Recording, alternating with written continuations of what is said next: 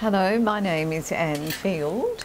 I'm a Cogra resident. I have been a secondary teacher for many years, 36 years in fact. I've been local government councillor for 17 years, and currently I'm researching and writing a local history, the history of Moorfield Racecourse in Cogra. Oh, you're a grub, aren't you? Hey, you're a grubby boy. Yes. I guess that as a child, I've always travelled around Australia, and I've always seen that as an adventure. And the story I'm going to tell now is really one huge adventure that took place during 2012.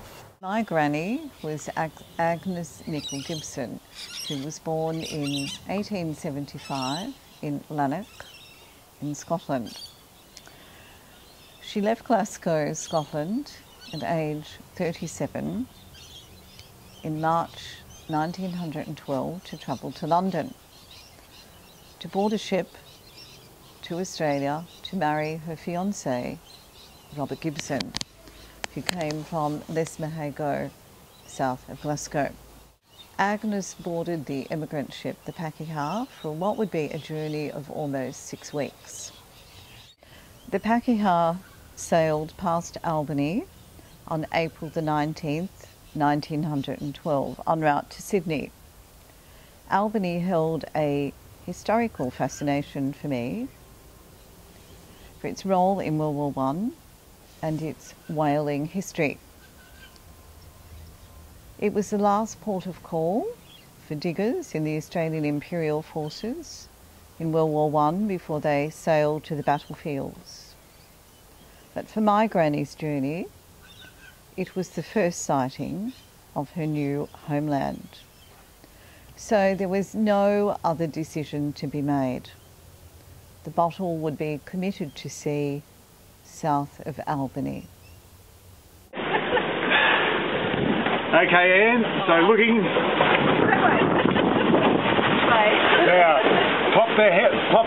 Now, hold the bottle out up in the air, up that way. Yeah. I have her original ticket, 1912, and her log.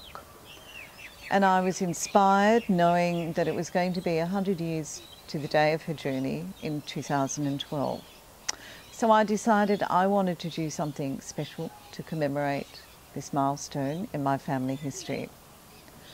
The idea came to me to acknowledge the event with writing down the story, placing it inside a bottle and committing it into the Southern Ocean.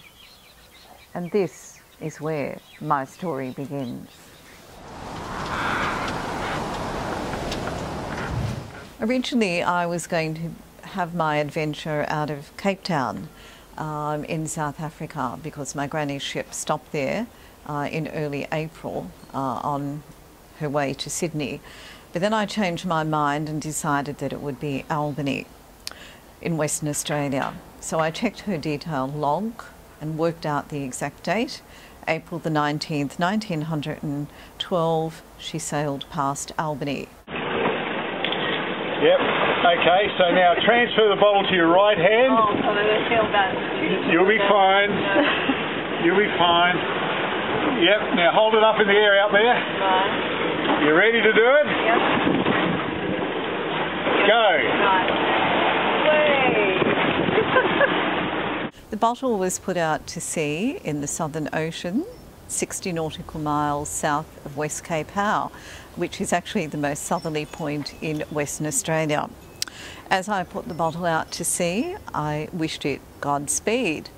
But little did I realise that 32 days later that the bottle would have washed in at Bremer Bay, 180 miles east of Albany. It was found by a Perth fisherman who usually took a stroll along the beach after a storm to check for flotsam. He found my bottle and was very excited to find my bottle. and to open it and read the contents. He and his wife very much enjoyed reading the story of my granny's life. They then contacted me and asked me what did I want to do with the bottle. I said, keep it. I'm coming to Perth to collect it back. And so on the 28th of July 2012, his wife Raylene handed the bottle over to me in Swanview in Perth. I then decided to contact the CSIRO in Hobart to speak to some of Australia's leading oceanographers. They also concurred that Eden should be the next recommittal place.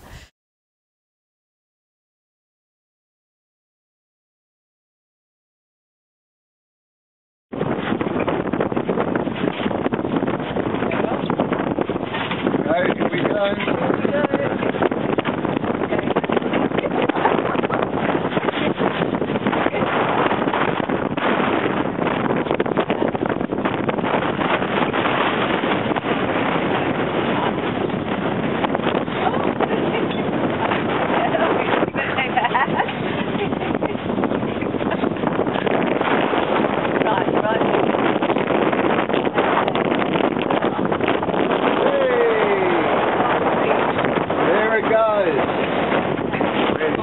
Where she ends up, nobody knows. It was an amazing experience. The humpback whales were on the horizon, travelling south to Antarctica. The albatrosses were overhead. The Siberian muttonbirds were flying overhead. It was just a surreal experience. And so with the 2 bottles committed to the ocean, I'm hoping that they're bobbing very safely across it, and that at some stage in the future that both of them will turn up, and that I will have the opportunity to reclaim both bottles. It was a wonderful adventure. It reflected family history, ocean currents, a love of the water, a sense of adventure, and most of all, I was honouring my granny.